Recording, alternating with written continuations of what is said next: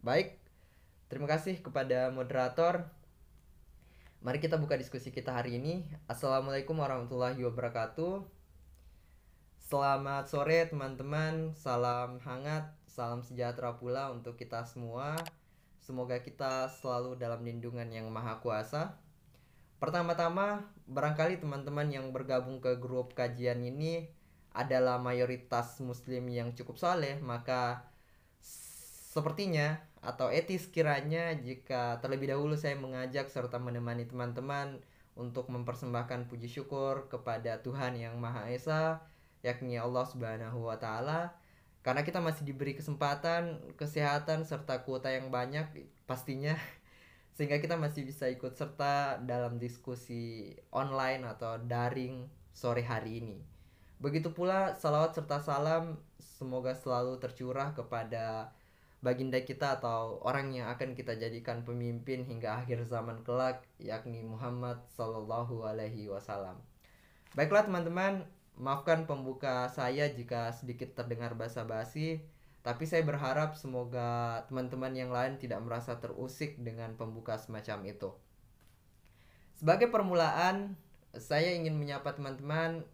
Bagaimana kabar tas semua di rumah? Baik-baik semua aja gitu.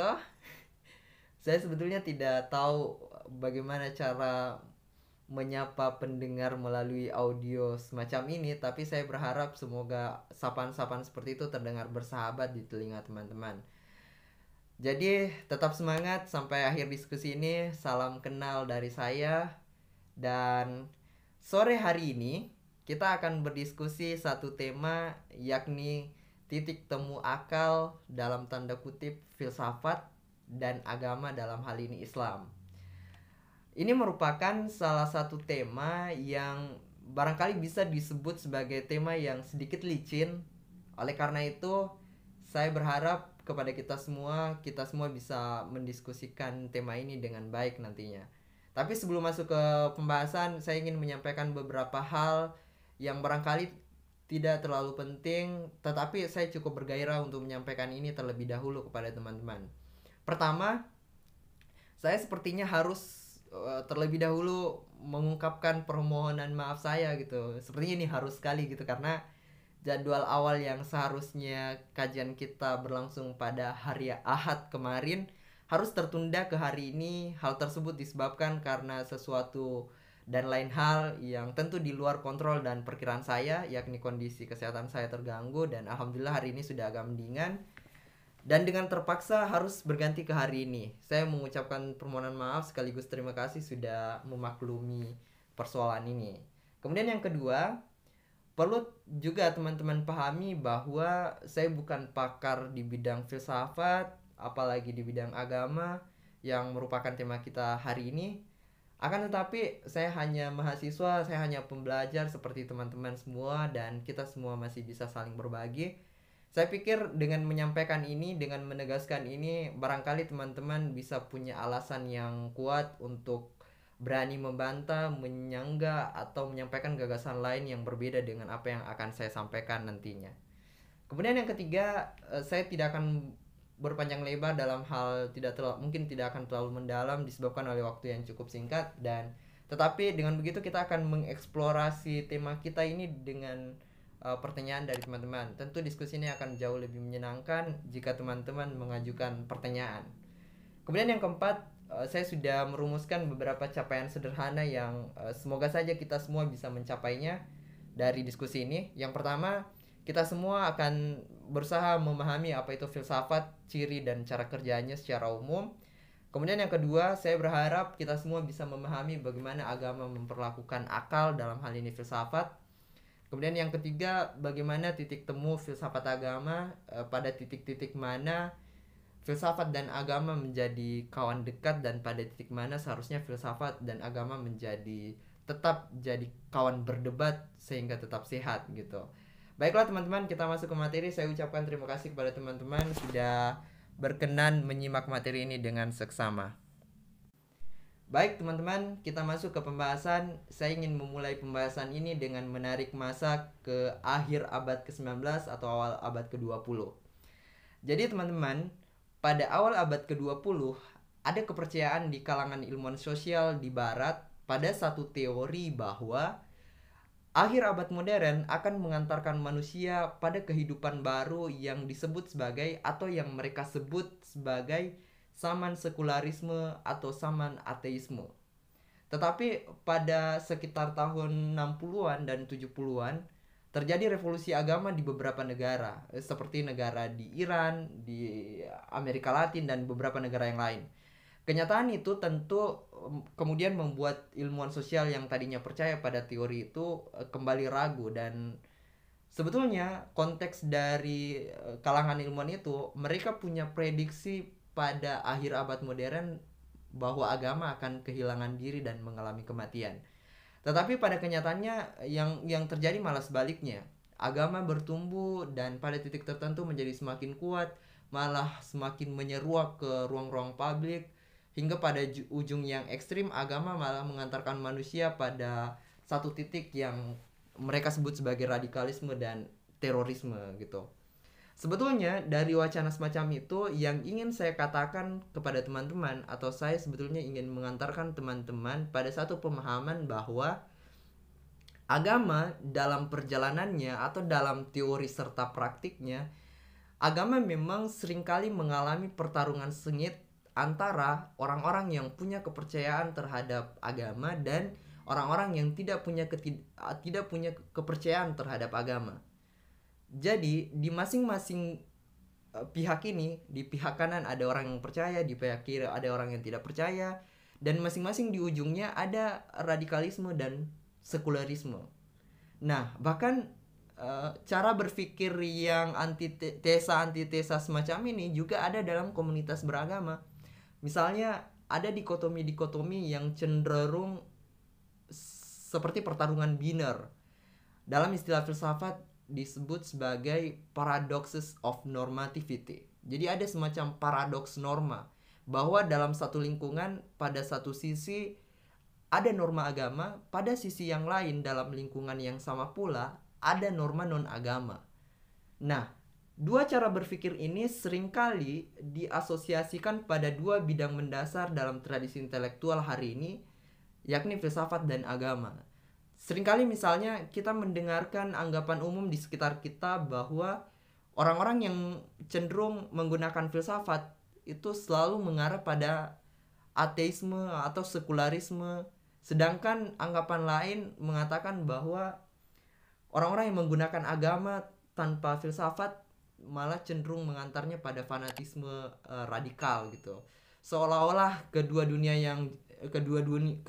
ini jauh berbeda dan mereka benar-benar berbeda dan terpisah dengan alat serta perkakas mereka masing-masing, seperti misalnya filsafat anti agama dan agama anti filsafat.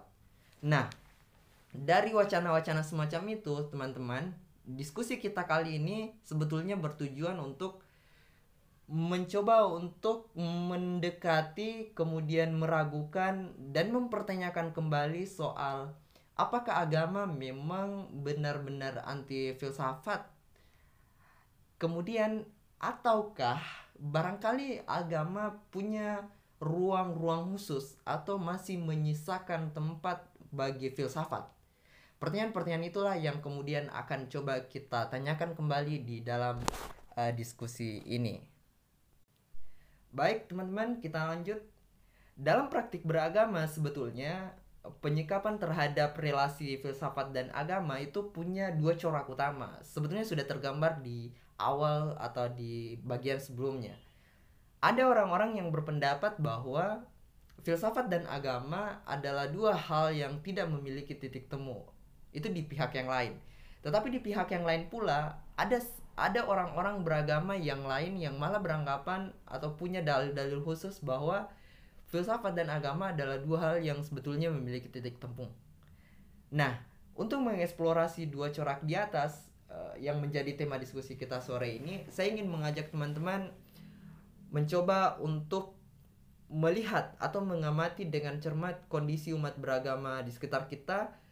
Dengan begitu kita bisa sedikit meraba-raba atau bisa sedikit mereka seperti apa sih latar kedua corak yang seringkali muncul di sekitar kita gitu.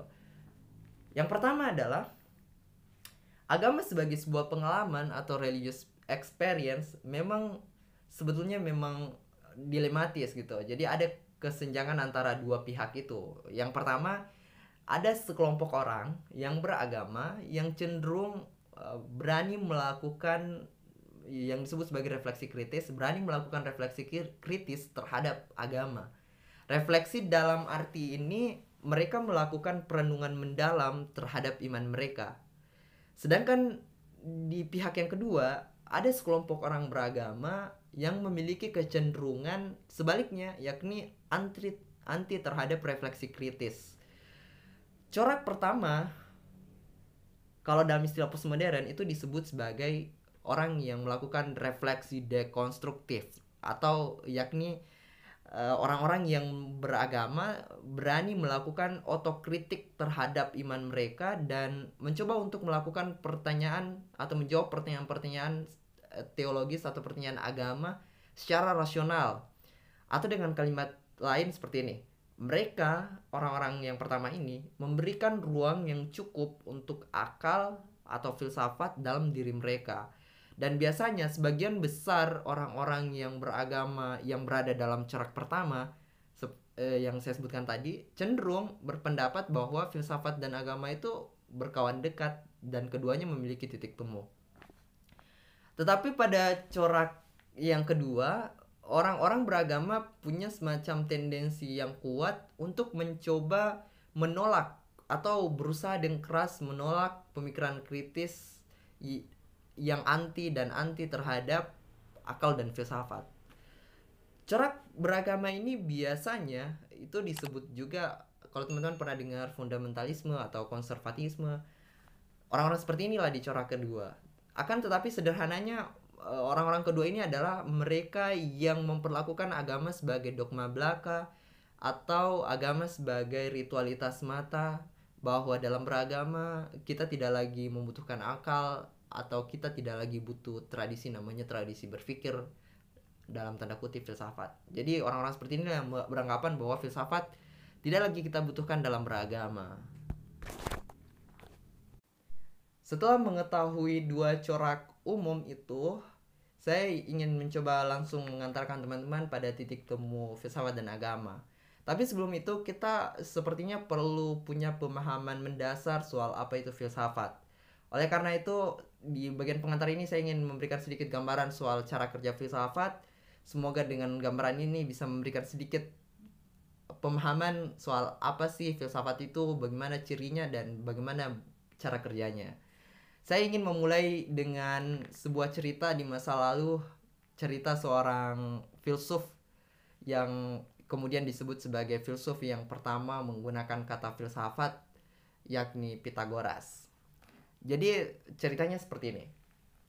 Di Yunani ada seorang tiran bernama Leon.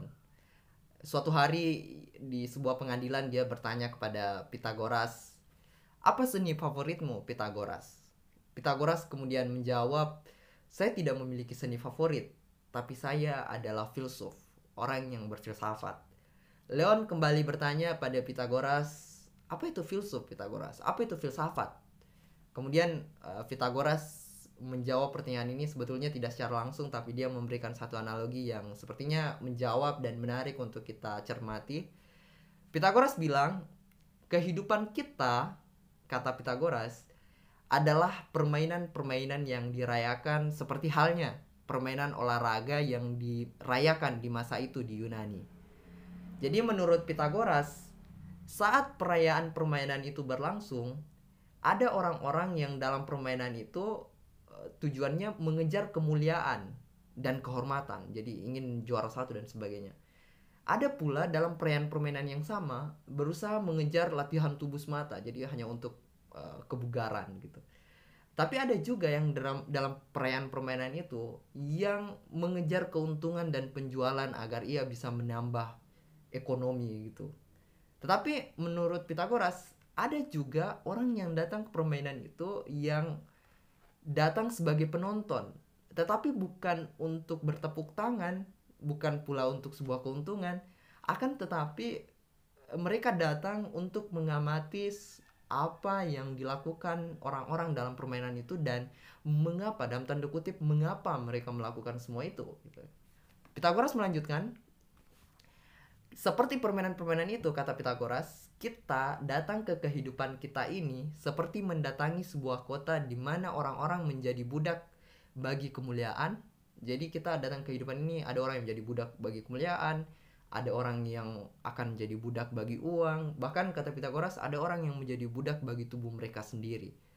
Meski begitu, kata Pitagoras, ada orang yang datang tanpa pertimbangan atau tanpa memperhatikan hal-hal semacam itu, tetapi mereka benar-benar datang untuk melihat bagaimana permainan ini dilakukan dan bagaimana dan mengapa orang-orang melakukan hal-hal semacam ini. Orang-orang seperti inilah yang menyebut diri mereka belajar pada apa yang disebut oleh Pitagoras kebijaksanaan. Pekerjaan semacam itulah pekerjaanku, kata Pitagoras. Jadi dari cerita semacam itu, bahwa kita sebagai orang-orang yang berfilsafat atau para filsuf, sebetulnya pekerjaan mereka atau cara kerja mereka hanya berusaha terus-menerus mempekerjakan akal pikiran mereka terhadap segala sesuatu di luar diri mereka di kehidupan sehari-hari.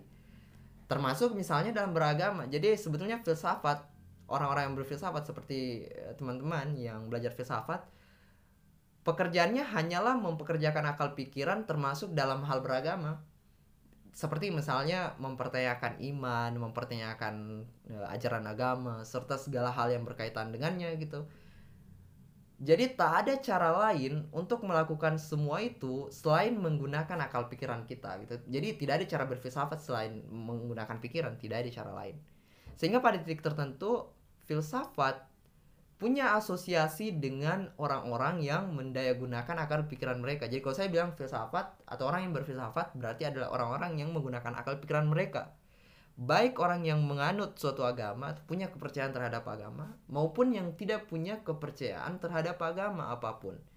Oleh karena itu sebetulnya filsafat bukanlah soal beragama atau tidak beragamanya seseorang. Akan tetapi filsafat itu cara kerjanya adalah soal apakah seseorang itu punya akal sehat dan mereka mampu membuat akal sehat itu bekerja atau tidak. Soal itu. Pernah juga suatu ketika ada seorang pemuda di Athena bertanya ke seorang filsuf namanya Socrates. Dia bertanya, "Apa itu filsafat, Socrates?" Socrates menjawab, "Filsafat itu berpikir. Berpikir untuk tahu." Sedangkan kata Socrates, mengetahui itu adalah budi. Karena mengetahui adalah budi, maka menurut Socrates, barang siapa yang punya pengetahuan akan kebaikan, maka dengan sendirinya akan berbuat baik. Maka filsafat itu sebetulnya mencoba untuk mencari tahu segala hal yang sebetulnya punya arti dalam kehidupan kita, dan dengan begitu kita bisa menggunakan pengetahuan itu untuk melakukan apa yang terbaik di dalam kehidupan ini.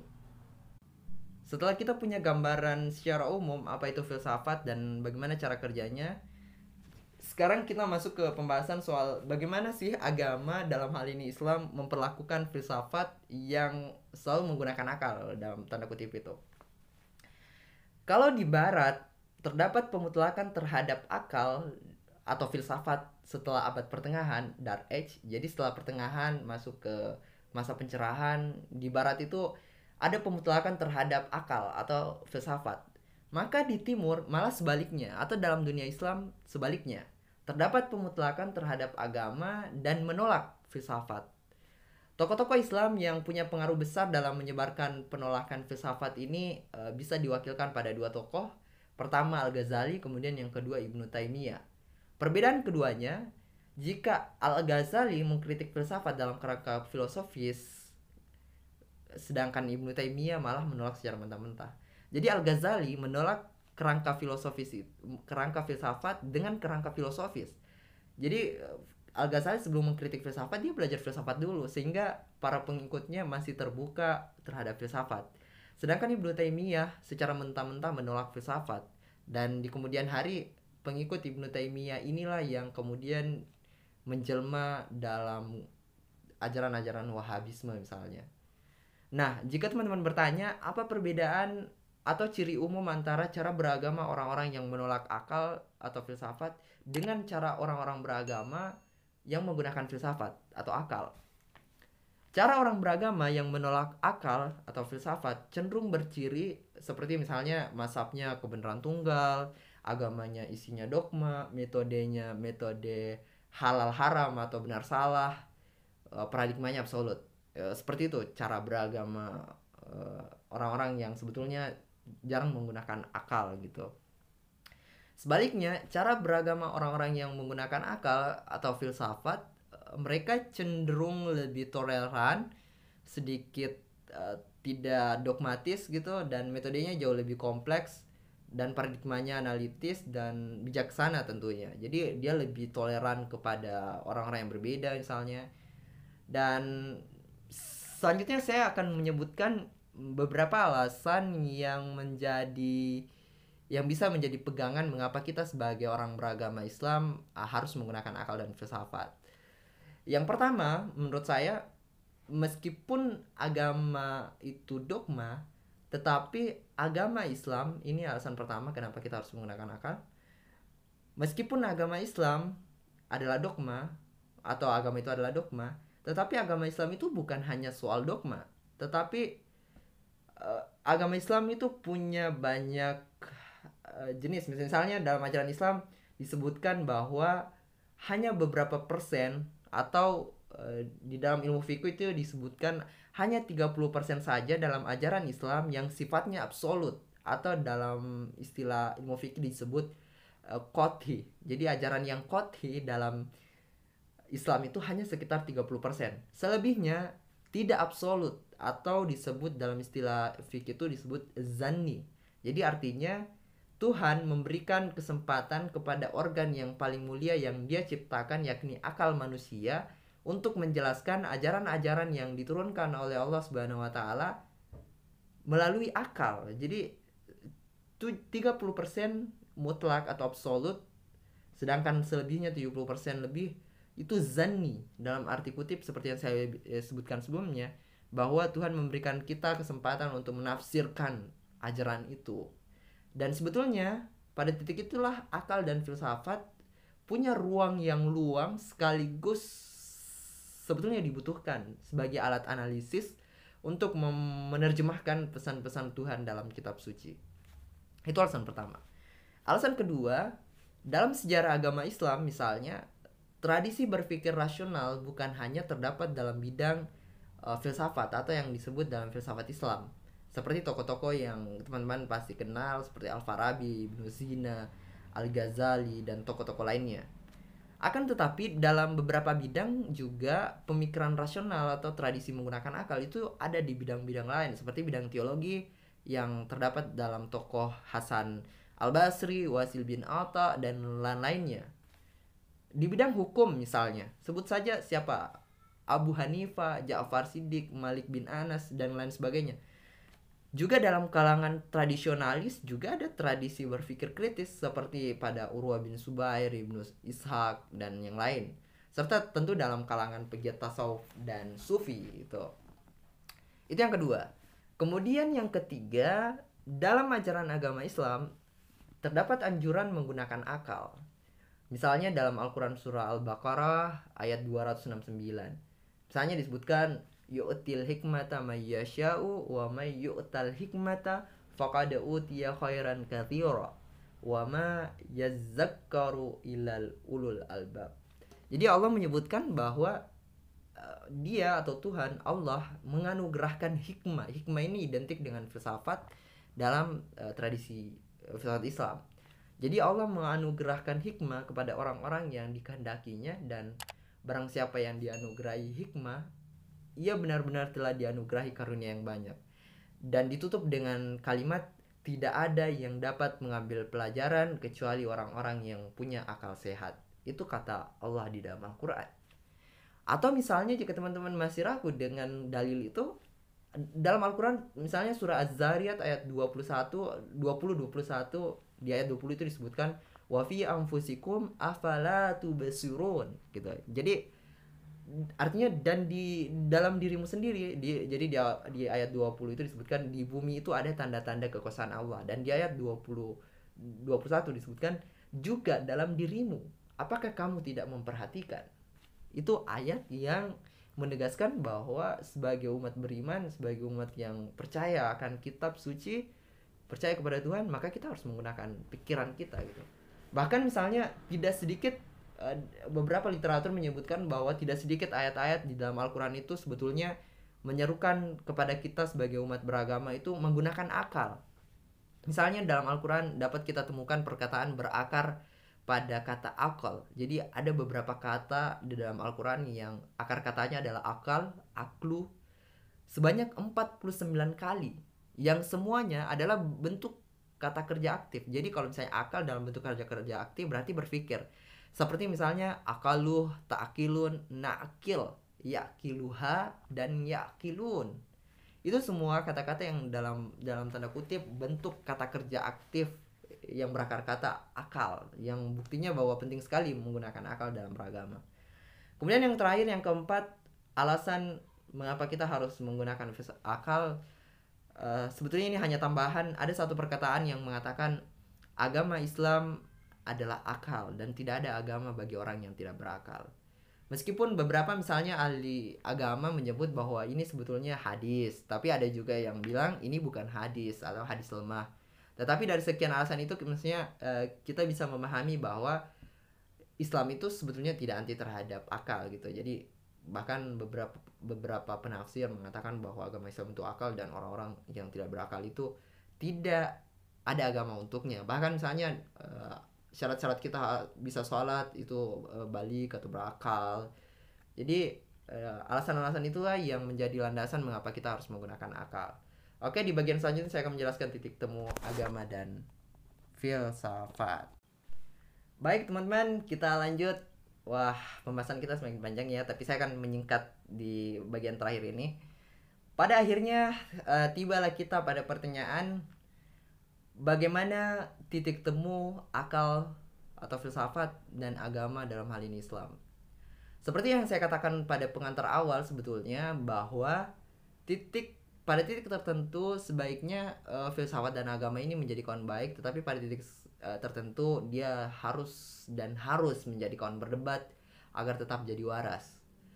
Tapi kenapa demikian? Karena sebetulnya dua bidang ini atau keduanya memang tidak selalu berkawan baik pada area-area tertentu. Jadi ada area-area tertentu yang dia berkawan baik dan harus berkawan baik, tetapi di bidang-bidang tertentu atau pada sisi-sisi tertentu itu tidak boleh berteman, atau dalam tanda kutip mereka memang harus selalu berdebat. Nah, untuk memahami soal ini coba kita telisik seperti ini. Filsafat pada hakikatnya adalah berpikir yang benar gitu. Jadi filsafat itu berpikir yang benar. Sedangkan agama dalam tanda kutip Islam menganjurkan para penganutnya untuk senantiasa berpikir. Seperti misalnya ajaran-ajaran untuk berpikir ini bisa kita temukan pada ayat-ayat yang saya sebutkan sebelumnya. Misalnya dalam Al-Quran banyak sekali ayat-ayat ya, seperti afala ta'qilun. Misalnya apakah kamu tidak menggunakan akalmu? Ada lagi afala tatafakkarun. Misalnya apakah kamu tidak memikirkan? Jadi di ayat yang lain ada nada-nada yang lain seperti wa fi anfusikum afala tubsirun. Misalnya dalam dirimu apakah kamu tidak melihat gitu ya. Jadi ayat-ayat seperti itu menganjurkan gitu. Jadi menganjurkan kita untuk menggunakan akal gitu. Atau berpikir. Bahkan beberapa ahli tafsir saya pernah baca itu beberapa ahli tafsir yang menafsirkan ayat pertama katanya di dalam Al-Quran yang diturunkan oleh Allah, yakni Iqra, yang biasa orang terjemahkan sebagai membaca. Sebetulnya perintah itu bukan untuk membaca secara literer. Jadi kata ahli tafsir bukan untuk membaca secara literer. Akan tetapi perintah membaca yang dimaksudkan di situ adalah berpikir. Jadi para ahli tafsir ini saya baca argumentasinya, dia bilang bahwa ketika ayat tersebut diturunkan, ketika Iqra itu diturunkan, Nabi Muhammad SAW bukan diperintah untuk membaca teks, tapi disuruh untuk berpikir. Karena pada dasarnya ketika ayat itu diturunkan, belum ada teks kitab suci, Al-Quran belum dibukukan. Tetapi pada saat itu Jibril memerintahkan kepada Muhammad untuk membaca pesan-pesan Tuhan melalui cara berpikir dengan melihat segala di alam sekitar gitu. Jadi berpikir dalam pengertian bahwa dengan melihat segala sesuatu di sekitar kita bisa merenungkan dan memikirkan apa sih maksudnya gitu, apa hikmahnya, atau memikirkan segala sesuatu itu menjadi lebih intim begitu. Pada titik inilah filsafat dan agama sebetulnya punya korelasi, bahwa filsafat mengajarkan kita pada cara berpikir yang benar, taat hukum berpikir, sedangkan pada saat yang sama filsafat atau maksud saya agama menganjurkan kita untuk selalu berpikir. Jadi pada titik filsafat mengajar kita berpikir yang benar, pada titik agama mengajari kita untuk selalu berpikir. Tentu berpikir dengan cara yang benar pula yang dimaksudkan oleh agama, sehingga pada titik inilah sebetulnya agama dan filsafat itu berkorelasi dan berkawan akrab. Pertanyaannya kemudian adalah, mengapa seringkali orang-orang khawatir terhadap filsafat?